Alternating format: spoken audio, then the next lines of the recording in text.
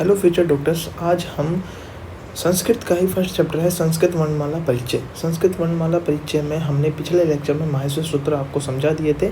एक बार मैं उनको आपको वापस से रिवाइज करवा देता हूँ। माहेश्वर सूत्र, जो कि माहेश्वर सूत्र में मैंने आपको बताया था कि ये जो होते हैं 14 होते हैं एंड ये कितने होते हैं, ये 14 होते हैं। और माहेश्वर सूत्र का अगर एमसीक्यू आएगी कितने होते हैं तो 14। एंड इनको याद करने का मैंने बताया था कि ऊपर के जो 4 होते हैं वो तो स्वर होते हैं और नीचे के कैसे होते हैं, नीचे के 10 व्यंजन होते हैं। याद भी करवाने का बताया भी था कि इनको 2-4 बार रिवाइज करोगे तो याद हो जाएगा। ऐ ऊणे री लिरी के ए ओ अंग अय्य च है ये वेरेटे लेने ये में डेने ने में झ भे ये घेड़े देशे जबगढ़ दस खेफे छठे ते चटे तेवे कैपे ये सह सहरे हेले। तो यहाँ तक हमने पिछले लेक्चर में पढ़ा दिया था। अब हम आगे संस्कृत वर्णमाला परिचय का ही आगे हम चैप्टर को देखेंगे। तो हमने देखा कि माहेश्वर सूत्र हमने कितने देखे। इसमें हमने देखा कि 14 माहेश्वर सूत्र होते हैं। 14 माहेश्वर सूत्र होते हैं। 14 माहेश्वर सूत्र से कितने प्रत्याहार बनते हैं? प्रत्याहार बनते हैं, यदि एमसीक्यू है कि प्रत्याहार होते हैं तो प्रत्याहार होते हैं 42 प्रत्याहार। यहाँ से बहुत बार एमसीक्यू आया हुआ है कि प्रत्याहार होते हैं 42 प्रत्याहार। 14 माहेश्वर सूत्र से कितने प्रत्याहार बनते हैं? 42 प्रत्याहार। उसके बाद एक पाणिनि नामक एक मुनि था। पाणिनि नामक एक मुनि था, उन्होंने एक पुस्तक लिखी थी। वो किस पर आधारित लिखी थी? उसने माहेश्वर सूत्र। तो देखो, एक पाणिनि नामक एक मुनि था, पाणिनि मुनि था, उसने, ये हो गया पाणिनि मुनि। इसने माहेश्वर सूत्र, जो हमारे माहेश्वर सूत्र है 14, माहेश्वर सूत्र कितने 14, इनकी सहायता से एक पुस्तक लिखी। इनकी सहायता लेकर एक पुस्तक लिखी। पुस्तक का नाम क्या था? अष्टाध्यायी। अष्टाध्यायी नामक पुस्तक लिखी। इस अष्टाध्यायी नामक पुस्तक में उन्होंने कितने सूत्र लिखे? तो इस अष्टाध्यायी नामक पुस्तक में उन्होंने लिखे 3987, 3987 सूत्र। अब यहाँ से एमसीक्यू क्या बनते हैं, मैं आपको एमसीक्यू साथ साथ बताता जा रहा हूँ। सबसे पहले ये बनते हैं कि प्रत्याहार होते कितने। तो प्रत्याहार कितने होते हैं? प्रत्याहार होते हैं 42। उसके बाद बनते हैं कि माहेश्वर, जो पाणिनि मुनि थे, इन्होंने पुस्तक लिखी। उस पुस्तक का नाम क्या था? अष्टाध्यायी। फिर अगला एमसीक्यू बन जाता है कि जो अष्टाध्यायी नामक जो पुस्तक है पाणिनि के द्वारा, उसमें कितने सूत्र थे? 3987 सूत्र। मैक्सिमम यहाँ से यही एमसीक्यू बनते हैं। उसके बाद हम देखेंगे कि हमने बताया था कि जो माहेश्वर सूत्र के जो ऊपर के 4 जो है माहेश्वर सूत्र, वो तो होते हैं स्वर, और नीचे के जो 10 हैं वो क्या होते हैं? व्यंजन। उसके बाद हम देखते हैं वर्ण। तो संस्कृत में जो वर्ण होते हैं ना, वो होते हैं हमारे 2। वर्ण कितने होते हैं? 2। एक होता है स्वर वर्ण, एक होता है व्यंजन वर्ण,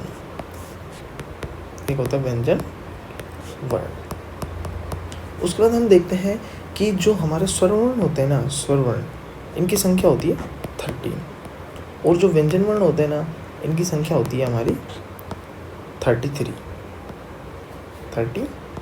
अब देखो, मैं आपको स्वर वर्ण याद कराता हूँ। हमने अभी माहेश्वर सूत्र याद किए थे पिछली क्लास में। मैंने बताया था कि ऊपर के जो 4 वर्ण होते हैं ना, ये क्या होते हैं? स्वर।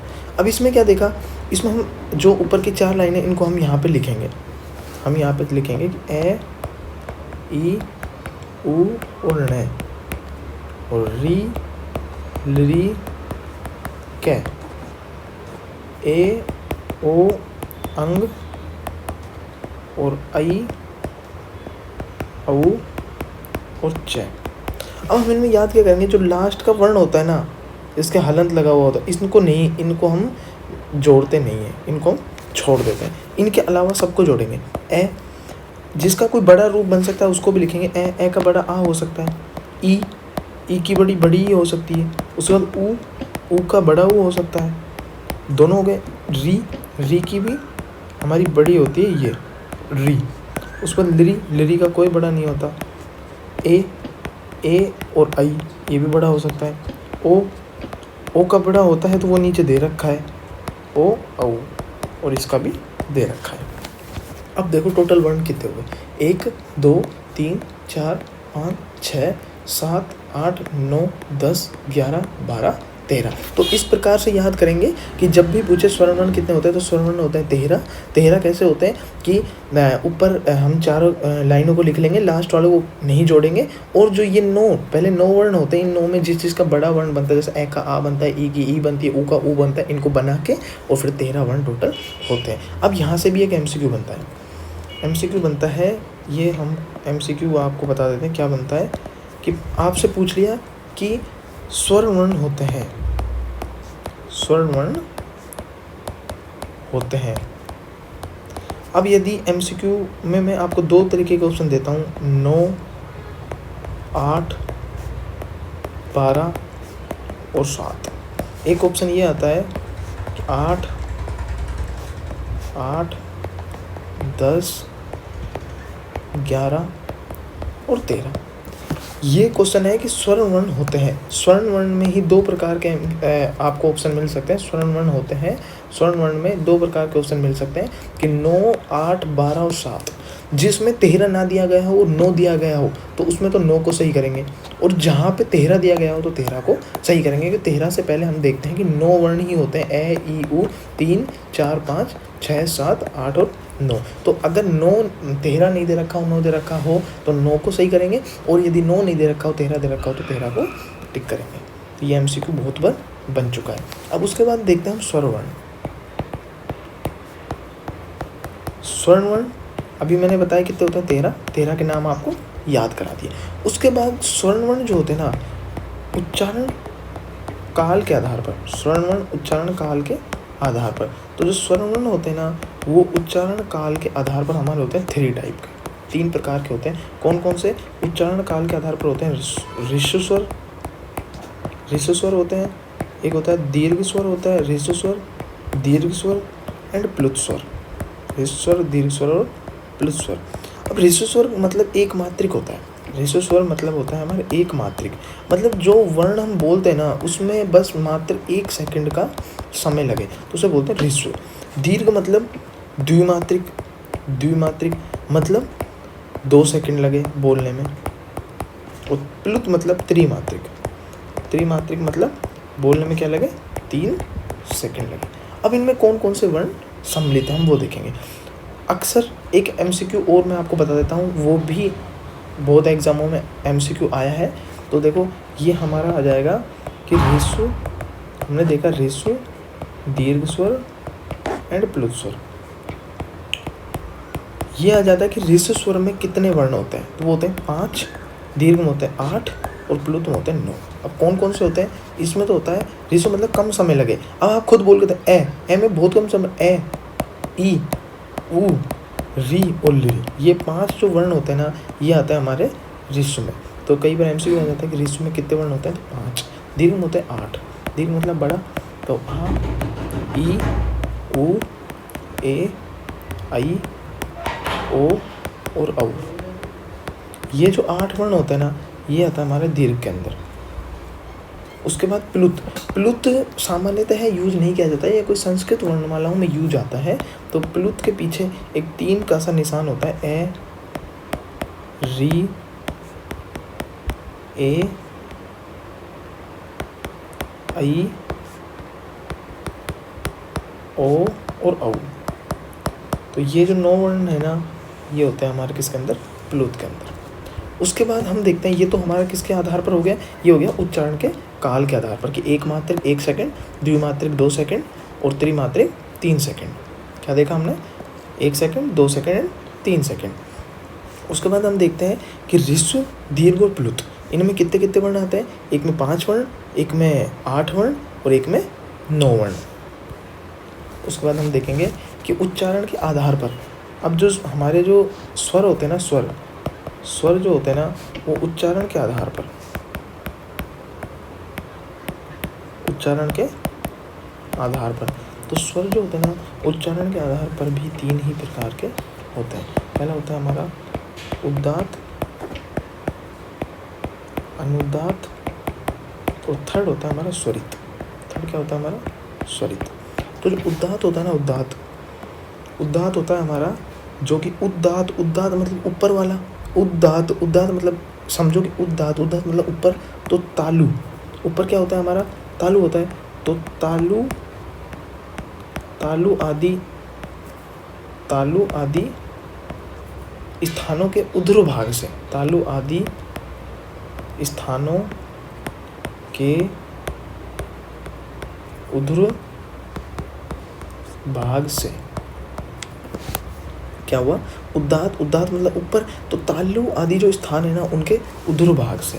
अनुदात्त मतलब नीचे वाला, अनुदात्त मतलब नीचे वाला, तो तालु आदि स्थानों के जो अधो यानी नीचे वाले भाग से उच्चारित वर्ण। तो हम इसमें देखेंगे कि तालु आदि स्थानों के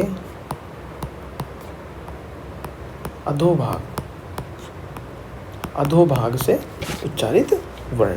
उसके बाद हम स्वरित में दोनों मिक्स हो जाएंगे कि जो उदात्त और अनुदात्त दोनों को जो समानता या दोनों को एक ही वर्ण में समान वाले स्वर स्वरित होते हैं, यानी कि उदात्त भी और प्लस अनुदात्त। उदात्त और अनुदात्त दोनों को जब मिलने से जो वर्ण का उच्चारण होता है ना उसे बोलते हैं हम क्या, स्वरित। तो हमने स्वर कंप्लीट हो गया है, इसमें स्वरवर्ण कंप्लीट हो गया है। स्वरवर्ण हमने क्या क्या देखा कि हमने देखा कि स्वरवर्ण होते कितने हैं, स्वरवर्ण होते हैं हमारे कितने, 13। उसके बाद हमने स्वरवर्ण देखे ऊपर के जो 4 होते हैं वो स्वरवर्ण होते हैं। उसके बाद हमने देखा स्वरवर्ण 13 होते हैं। उच्चारण काल के आधार पर 3 प्रकार के होते हैं, ह्रस्व, दीर्घ और प्लुत। ह्रस्व मतलब एक मात्रिक, दीर्घ मतलब द्विमात्रिक, प्लुत मतलब त्रिमात्रिक। ह्रस्व, दीर्घ और प्लुत। ह्रस्व का मतलब होता है ए, ई, उ, री और लिरी, यानी कि 5 वर्ण इसके अंदर सम्मिलित है। और जो हमारा दीर्घ होता है ना, दीर्घ 5 वर्ण इसके अंदर सम्मिलित है, दीर्घ में 8 वर्ण सम्मिलित है। और जो हमारा प्लुत है ना, प्लुत में हमारे 9 वर्ण सम्मिलित है। उसके बाद हम देखेंगे प्लुत में हमारे 9 वर्ण सम्मिलित है। इनका हमने नाम देख लिया कि भाई कौन कौन से वर्ण इनके अंदर आते हैं, ए, ई, उ, री, लिरी, ये तो ह्रस्व के अंदर आता है। दीर्घ में आता है आ, ई, उ, ए, ऐ, ओ, औ।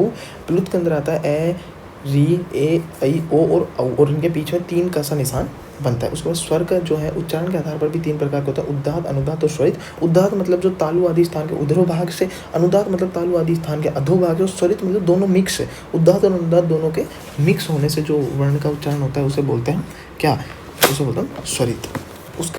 हमने स्वर वर्ण देख लिए थे, अब हम देखेंगे व्यंजन वर्ण। व्यंजन वर्ण वह वर्ण होते हैं जिनका उच्चारण बिना स्वरों की सहायता से जिनका उच्चारण हम देखेंगे कि व्यंजन वर्ण यानी जिनका उच्चारण बिना स्वरों की सहायता से नहीं हो सकता, है ना। जो मतलब जिनकी मतलब बिना किसी की सहायता से जिनका उच्चारण हो जाए वो तो स्वर्ण वर्ण होते हैं, और जिनका उच्चारण बिना स्वरों की सहायता से नहीं हो सकता उनके वो होते हैं व्यंजन वर्ण। इनकी संख्या होती है 33, लेकिन इनके प्रकार होते हैं, ये 3 प्रकार के होते हैं, स्पर्श वर्ण, अंतस्थ वर्ण, ऊष्म वर्ण। ठीक है, 3 प्रकार के वर्ण होते हैं। कौन कौन से, स्पर्श वर्ण, अंतस्थ वर्ण और ऊष्म वर्ण। हम देखते हैं स्पर्श के अंदर जो है ना वो 25 वर्ण आते हैं। 25 वर्ण, 25 कौन कौन से, अब देखो आपको याद कराने की एक ट्रिक बताता हूँ। याद करना है आपको, कै, च, टे, तै और पै। कै वर्ग, कै, च, टे, पै, ये 5 याद रखने, ओनली फॉर कै वर्ग, च वर्ग, टे वर्ग एंड तै वर्ग और पै वर्ग। अब याद कैसे होगा, कै, तो कै के 5 वर्ण, कै, खे, गे, घे और डे। ये तो बचपन में क्लासों में पढ़ा हुआ है। च का जगह च, छ, ज, झ और ये। टे का आ जाएगा टे, ठे, डे, ढे और अणे। तै का आ जाएगा तै, थे, दे, धे और ने। पै का आ जाएगा पै, फै, बे, भै और मैं। 5 वर्ण, तो टोटल कितने हो गए, 25 वर्ण। तो याद करने का सबसे अच्छा तरीका, स्पर्श वर्ण 25 होते हैं, कौन सा, कै, च, टे, तै, पे वर्ग, और 5 हो गए 5 वर्ण। उसके बाद हम देखते हैं अंतस्थ वर्ण। अंतस्थ मतलब एक तरह से अंतिम वर्ण, स्वर और व्यंजन के बीच में स्थित होते हैं। जो अंतस्थ वर्ण होते हैं ना, ये स्वर्ण व व्यंजन के बीच में स्थित होते हैं। जो अंतस्थ वर्ण होते हैं स्वर्ण व व्यंजन के बीच में स्थित होते हैं। जो अंतस्थ वर्ण होते हैं ना, ये होते हैं हमारे 4। अंतस्थ मतलब अंतस्थ वर्ण कौन कौन से होते हैं? यह होता है, रे होता है, वे होता है और ले होता है। यह, रे, ले, वे। उसके बाद हम देखते हैं तीसरा वर्ण कौन सा था हमारा? उष्म वर्ण। उष्म वर्ण मतलब उष्म वर्ण भी 4 होता है। उष्मा को हम याद रख सकते हैं। उष्मा मतलब कोई भी हम ऐसा वर्ड बोलें जिससे कि उष्मा प्रदान हो। उष्मा कब प्रदान होती है? जब कोई भी किसी भी चीज़ को रगड़ कर बोलते हैं। अब जैसे देखो, से, शे, है, अगर इसको हम बोलेंगे ना तो ये एक तरीके से क्रम वाइज ऐसे ग्रसन टाइप में निकल रही है, जो कि एक साथ निकले, शे, है। तो ये चारों कौन से? उष्म वर्ण हो गए।